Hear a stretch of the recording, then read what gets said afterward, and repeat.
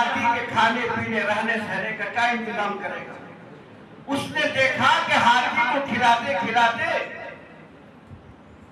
अब मैं तो कंगाल हो जाऊंगा, तो उसने कहा कि जो धंधा मैं करता हूं वही इससे भी कराऊं।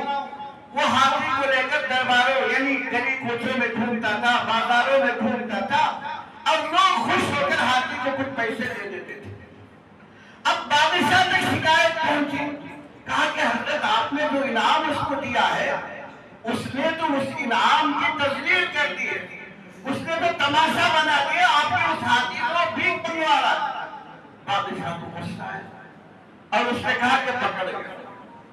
जब उसको दरबार में पेश किया गया तो बादशाह ने पूछा, हमने तो खुश होकर सबसे बड़ा इनाम जो भी दिया था वो भी हाथी हमारे खास अस्तबल में से, तुमने उसके साथ ये क्या अंजाम, उसको भी तुमने भिखारी बना दिया।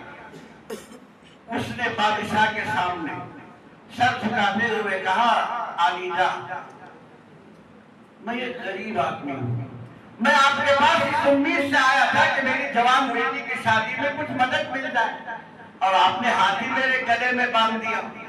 खुद मेरा खाना मुश्किल है, मैं हाथी को क्या खिलाऊं, लिहाजा मैंने अपना धंधा हाथी को सिखा दिया कि जैसे मैं लोगों को हंसा के कॉमेडियन करके खा लेता हूं, तू भी कुछ कर ले।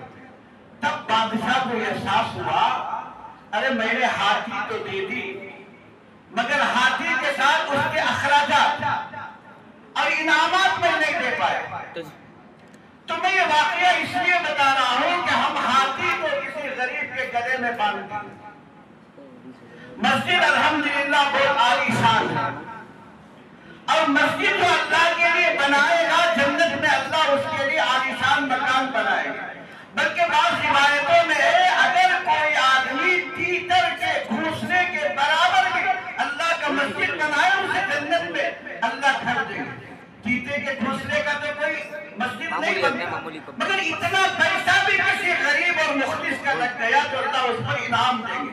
और ये तो लाखों की मस्जिद है, करोड़ों के करीब इसका बजट है, और इसके लिए अल्लाह क्या कुछ इनाम देंगे वो तो यकीनी बात है। मस्जिद अल्हम्दुलिल्लाह तैयार है। अब मस्जिद के बनाने के बाद इसकी असली तामीर यानी मस्जिद आबाद रहना, इंशाअल्लाह आबाद रहेगी, इसलिए कि यहाँ मदरसा है और 100 बच्चे पढ़ रहे हैं, यहाँ कुरान की तिलावत करेंगे, असातिज़ा आएंगे, उलमा आएंगे, फुज़ला आएंगे, अहले महल्ला आएंगे, सारी सहूलतें आपने एक जगह कर दी। और जिस वक्त मस्जिद